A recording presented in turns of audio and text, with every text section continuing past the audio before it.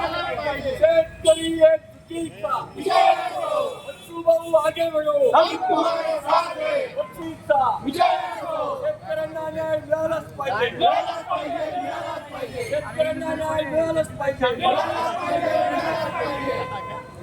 आज नाशिकमध्ये देखील कर्जमाफीच्या मुद्द्यावरती प्रहार संघटना आक्रमक झालेली आहे। नाशिक मुंबई आग्रा महामार्गावरती रास्ता रोको आंदोलन करण्यात आलेलं आहे। अशा पद्धतीचे बॅनर घेऊन हे सगळे आंदोलक जे आहेत ते कर्जमाफीसाठी आंदोलन करतायत। माणिकराव कोकाटेंचा फोटो आहे, त्याच पद्धतीने हत्यांचा देखील फोटो जे आहे ते माणिकराव कोकाटे यांच्या सोबत हे लावण्यात आलेलं आहे। गेल्या अनेक अर्धा तासापासून हे आंदोलक जे आहेत ते कर्जमाफीच्या मुद्द्यावरती आक्रमक झालेले आहेत। माझ्यासोबत काही आंदोलक आहेत, त्यांच्याशी आपण बातचीत करूया।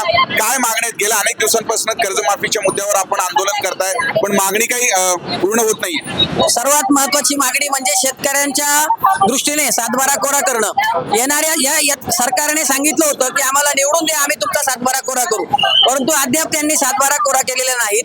या अर्थव्यवस्थेचा मुख्य कणा शेतकरी असताना देखील शेतकऱ्यांना दुर्लक्षित केलं जातं। खऱ्या अर्थानं शेतकरी संघटित नाहीत। शेतकरी म्हणून याचा अर्थ असा नाही की शेतकरी उग्र होऊ शकत नाही। ज्या दिवशी शेतकरी उग्र होईल त्या दिवशी सरकारला हे पेलवणार नाही, याची सरकारने नोंद घ्यायची आहे। एकूणच अशा पद्धतीने गेल्या अनेक वेळापासून हे आंदोलक जे आहे ते आंदोलन करताना आपल्याला बघायला मिळतोय।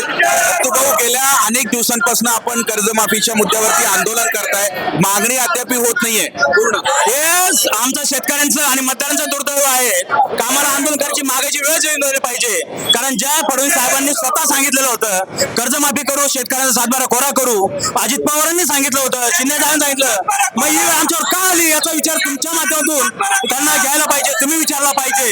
जोपर्यंत शेतकऱ्यांची कर्जमाफी होत नाही, सातबारा कोरा होत नाही, तोपर्यंत आमचं हे आंदोलन जोरात चालूच राहणार। रक्ताचा शेवटचा थेंब असेपर्यंत आम्ही शेतकऱ्यांसाठी हक्कानं लढणार। तर अशा पद्धतीची भूमिका आंदोलकांची आहे।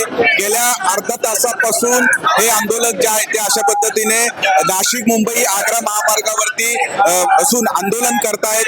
या संपूर्ण आंदोलनाच्या वेळी मोठ्या प्रमाणात बंदोबस्त सुद्धा जे आहे ते लावण्यात आलेला आहे आणि जोपर्यंत कर्जमाफी होत नाही तोपर्यंत आंदोलन करू, अशा पद्धतीची भूमिका हे आंदोलकांनी घेतल्याचं बघायला मिळत आहे। किरण गोटू, जय महाराष्ट्र न्यूज, नाशिक।